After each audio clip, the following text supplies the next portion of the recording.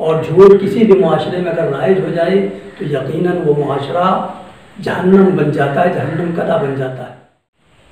اعوذ باللہ من الشیطان الرجیم، بسم اللہ الرحمن الرحیم۔ قال اللہ تعالیٰ فی القرآن المجید وقولہ الحق۔ بسم اللہ الرحمن الرحیم۔ انما یفتری الکذب الذین لا یؤمنون بآیات اللہ وَأُولَئِكَ هُمُ الْكَاذِبُونَ۔ ناظرین، ہمارا موضوع جھوٹ ہے، جس کے لیے قرآن مجید کا ارشاد ہے یقیناً جھوٹ اور بہتان وہی لوگ باندھتے ہیں کہ جو آیات قرآنی پر ایمان نہیں رکھتے، اور یہی لوگ جھوٹے ہیں۔ جھوٹ بہت بڑا گناہ ہے، گناہ کبیرہ میں شمار کیا جاتا ہے۔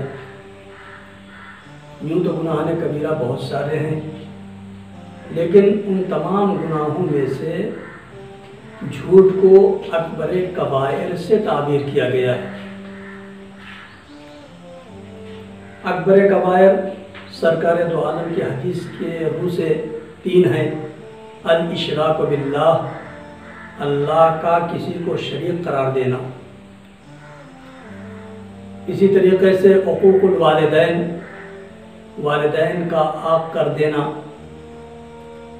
اور تیسری چیز ہے قول الزور، جھوٹ بولنا۔ تو وہ گناہ جو اکبر کبائر سے شمار کیا گیا ہے احادیث کی روح سے، اسے ہم کچھ بھی نہیں سمجھتے، اور بڑی آسانی سے ہنسی مذاق میں بھی بولتے رہتے ہیں، جبکہ ہنسی مذاق میں بھی جھوٹ بولنا جائز نہیں ہے۔ اور یہ گناہ اتنا عظیم ہے، اس کے باوجود ہمارے معاشرے میں ایک دکاندار دکان پہ بیٹھا ہوا مسلسل جھوٹ بولتا ہے، ایک تاجر تجارت کے دوران مسلسل جھوٹ پہ جھوٹ بولتا ہے، اسی طریقے سے ایک مقدمہ باز جو مال حرام کھانے کے لیے ہر وقت تیار رہتا ہے، وہ بھی جھوٹ کا سہارا لیتا ہے، ایک وکیل جس کا پیشہ وکالت کرنا ہے، وہ بھی جھوٹ کے ذریعے سے اپنی بات کو ثابت کرنا چاہتا ہے، اور یہی نہیں کہ صرف زبان کے ذریعے سے بلکہ تحریر کے ذریعے سے بھی وہ جھوٹ بولتا رہتا ہے۔ جبکہ سرکار رسالت مآب نے ارشاد فرمایا کہ جھوٹ اور ایمان دونوں ایک دل میں جمع نہیں ہو سکتے۔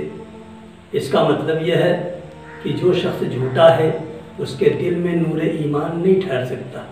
اس کے باوجود بھی ہم دیکھتے ہیں کہ ایسے لوگ جب موقع آتا ہے تو اپنے آپ کو بہت بڑا ایماندار اور جنت کا حقدار سمجھتے ہیں۔ ان کو اپنے بارے میں سوچنا چاہیے، خیال کرنا چاہیے کہ واقعاً میرے اندر یہ عادت پائی جاتی ہے یا نہیں پائی جاتی۔ شیخ انصاری اس کے سلسلے میں کتاب مقاصد کے محرمہ میں تحریر فرماتے ہیں کہ عقلی لحاظ سے اگر دیکھا جائے تو یقیناً جھوٹ بولنا حرام ہے، اور اس کے ساتھ ساتھ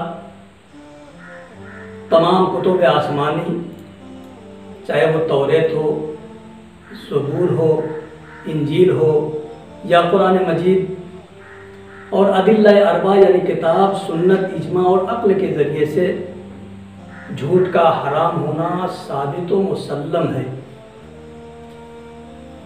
تو وہ برائی جو عقلی اور نقلی لحاظ سے، تمام کتب آسمانی کے لحاظ سے جس کا حرام ہونا ثابت ہے، وہ ہمارے معاشرے میں رائج ہے، اور اسی وجہ سے ہر انسان تنگی محسوس کرتا ہے۔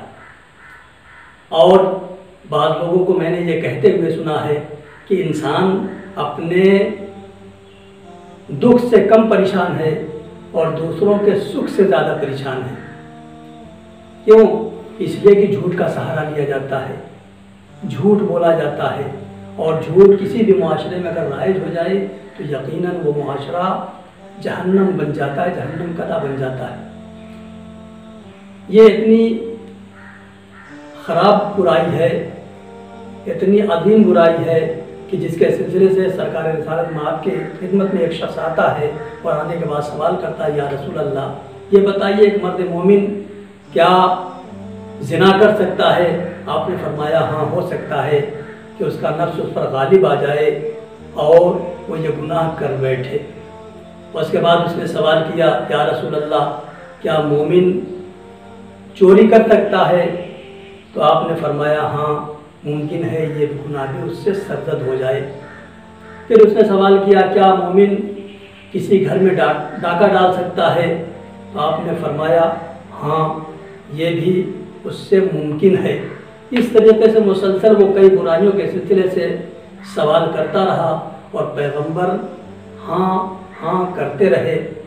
آخر میں اس نے سوال کیا، یا رسول اللہ کیا مرد مومن جھوٹ بول سکتا ہے؟ تو آپ نے فرمایا کہ نہیں، مومن جھوٹ نہیں بول سکتا، اس لیے کہ الکذب مفتاح کل شر، جھوٹ بولنا تمام برائیوں کی کنجی ہے۔ اور امام حسن عسکری علیہ السلام نے ارشاد فرمایا کہ تمام خبائث کو، تمام برائیوں کو ایک گھر میں بند کر دیا گیا، فی بیت واحد، ایک گھر میں بند کر دیا گیا ہے اور اس کی کنجی جھوٹ کو قرار دیا گیا ہے۔ تو اگر انسان جھوٹ پہ کنٹرول کر لیتا ہے تو بہت سی برائیوں سے بچ جائے گا۔ جیسا کہ ایک شخص پیغمبر کی خدمت میں آتا ہے اور آ کے سوال کرتا ہے، یا رسول اللہ میں آپ سے ایک گزارش کرنا چاہتا ہوں۔ کہا بتاؤ کیا کہنا چاہ رہے ہو؟ کہا میرے اندر دو برائیاں پائی جا رہی ہیں، ایک جھوٹ بولنا، میں جھوٹ بہت بولتا ہوں، اور دوسری برائی یہ ہے کہ میں عورت کو پسند کرتا ہوں اور اس سے غلط کام کرتا ہوں۔ تو یہ بتائیے کہ ان دونوں میں سے پہلے میں کس برائی کو چھوڑنے کی کوشش کروں؟ تو سرکار رسالت مآب نے جواب دیا کہ تم جھوٹ کو چھوڑ دو۔ اب وہ شخص چلا اور جانے کے بعد جب اس کے دل میں عورت کی رغبت پیدا ہوئی اور اس سے سلسلہ جنبانی کرنا چاہا تو ایک مرتبہ اس کے ذہن میں خیال پیدا ہوا کہ اگر میں نے زنا کر لیا اور پیغمبر نے سوال کر لیا تو ایسی صورت میں پیغمبر کو کیا جواب دوں گا؟ یعنی مجھے جھوٹ کا سہارا لینا پڑے گا اور جھوٹ بولنا پڑے گا۔ یہ سوچ کر کے اس نے عورت سے زنا کرنا، غلط کام کرنا ترک کر دیا، اور اس طریقے سے ثابت ہو گیا کہ اگر کوئی انسان جھوٹ پہ قابو پا لے تو یقیناً وہ بہت سی بڑی برائیاں، بڑے گناہ جن کو گناہان کبیرہ کہا جاتا ہے، اس سے محفوظ ہو جائے گا۔ وآخر دعوانا ان الحمد للہ رب العالمین۔